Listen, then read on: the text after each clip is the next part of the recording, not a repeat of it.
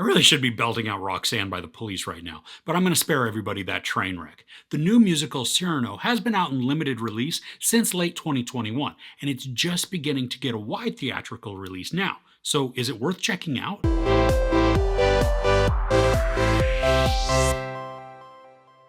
Too self-conscious to woo Roxanne himself, wordsmith Cyrano de Bergerac helps young Christian nab her heart through love letters. Peter Dinklage, Haley Bennett, Kelvin Harrison Jr., and Ben Mendelsohn star in this musical retelling of the story of a man who loves a woman but can't get past his own perceived shortcomings, so instead, he agrees to help another win the heart of his love. The concept is pretty messed up, but it's also very charming.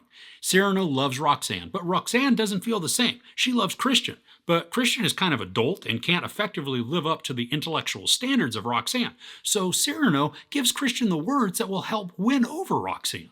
Now, this movie doesn't really give us anything new to the story, but what's different is in the presentation. This is a musical, and honestly, I think it's really impressive. The music has some songs that I think are going to get stuck in your head, but it also doesn't hurt anything that the actors can actually carry a tune, especially Haley Bennett. But Peter Dinklage as Cyrano gives us some great vocals that I was really enjoying. Parts of this movie come across as if we're watching a music video. I mean, some of it is just in the way that the shots are composed and how the camera follows our characters, but even though there are parts that have this music video vibe, this wasn't a turnoff. I mean, it was just something that I noticed at the beginning of the movie, but then soon forgot about as the movie went along. I also appreciate that there are a few different musical styles that are represented within this. I mean, we have the standard love ballad that has some inspiring music, but then there's also this sort of rap battle that happens, and as odd as it sounds, I think it really works well in the context. There are also some very emotional songs, and when they're coupled with beautiful and patient cinematography, the execution, I think, is extremely powerful and moving. And it's not just the music that's outstanding in this. The costume and set designs are really wonderful to look at. Sometimes the sets feel like they're part of a stage production, which gives it this intimate feel. But then at other times, the sets are clearly massive in scale, and the visuals are then paired with some great choreography to give us an exciting and beautiful scene with the music. There's a scene where the camera goes down a hallway of sorts, and all along the sides are soldiers practicing sword fighting. Now their swords clash to the beat of the song, and then they pull back in time with the beat so that the camera can pass by. The execution of this isn't flawless, because there are some movements that aren't exactly on beat, but for the most part they all hit the time exactly, and it's a really cool effect. I'm already a fan of Peter Dinklage, but this just shows why he's so good to watch on screen. The camera captures all the nuanced looks that he creates to emote. I mean, he'll ruffle his brow and scrunch up his chin when he gets frustrated, and then he pairs it with a small groan or a grunt. Now, sometimes it made me laugh because I understood in those instances exactly how he was feeling. He's very charismatic and selfless at times through this, even though his actions can still be seen as having a somewhat selfish motivation. Cyrano's internal conflict, though, is captured wonderfully by Peter Dinklage. Haley Bennett as Roxanne is a wonderful singer and a character who feels a little impatient and impetuous.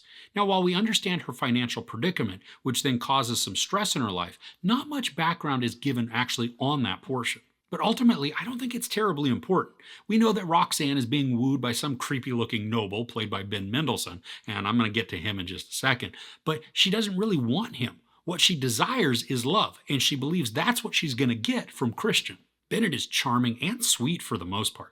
Now, she does come across as spoiled or gruff, but I don't think that's really a fair categorization of her. I mean, she just knows what she wants, and she goes after it. Kelvin Harrison Jr. plays Christian, and I liked him. I mean, he's nice, but kind of dumb. And I'm talking about Christian, not Kelvin. I mean, he's this dude who found love at true sight, but he lacks the verbal skills necessary to woo and impress the woman of his dreams. There are some very funny exchanges between Harrison and Dinklage as they flow off of each other, with Dinklage finishing the sentence with the right word that Harrison just can't seem to find. Now, just about every story needs a villain, and who better to grab for this than Ben Mendelsohn? I mean, in this, he does look ridiculous because he's all powdered up to be the absolute palest white. Then he has this uber rosy cheeks and then rouge on his lips. I mean, sure, it was keeping with the times, but it doesn't make him look any less silly. But what's not silly is how evil and creepy he crafts his character to be.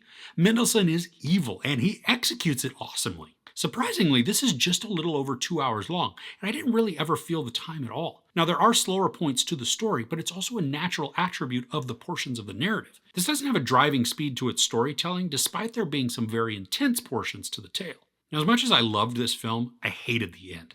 It may be story accurate, but I still didn't like it. I mean, when I watch romantic movies, I want there to be a happy ending, and that's not what we get here. I was actually a bit shocked at how the film ends. It had a very Broadway play style ending, which is fitting since this version is adapted from an off Broadway play that just happened to star Peter Dinklage and Haley Bennett. But the ending we get, it's not the ending I wanted. And that doesn't make this a bad film by any stretch. It just means that I was so invested in the characters that I formed a bond with them and I wanted a particular outcome. Overall, Cyrano is a beautiful musical featuring some amazing acting talent that is then made all the more spectacular with beautiful costumes and wonderful cinematography. The story is one that's been done before, but the way Peter Dinklage crafts the central character of Cyrano makes this feel fresh and new. Haley Bennett has an incredible singing voice, and I was pleasantly surprised at the musical talent of Dinklage. If you're a fan of musicals or period pieces, I think you'll get a huge enjoyment out of this, especially with some of the different musical styles that are employed. There's no sex or nudity, a little bit of profanity, and some violence. I give Cyrano 4.5 out of 5 couches. So have you seen this one yet? I mean, there is a good possibility that you have with the wild release schedule that it's had. But I'd love to know what you thought of the performances in the comments below.